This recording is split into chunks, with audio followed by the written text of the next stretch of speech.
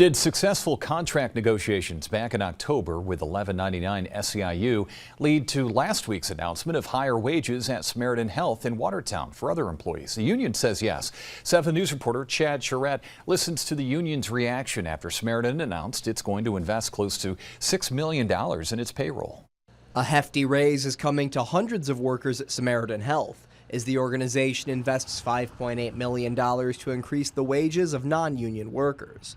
It also changed the starting pay for unionized certified nursing assistants, or CNAs, now starting at $20 an hour. One of my members said that it was very life-changing, and it brought her to tears. The union says for some employees, wages will go up by as much as 24%.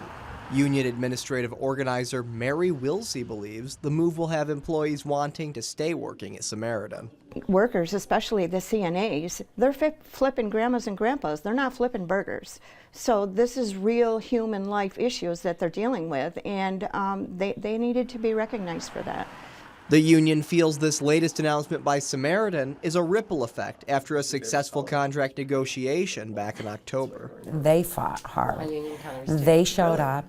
They came to negotiations.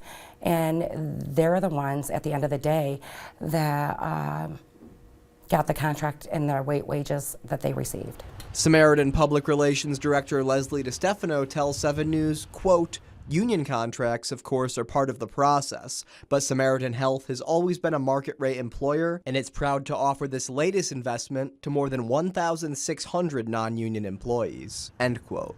Chad Charette, 7 News.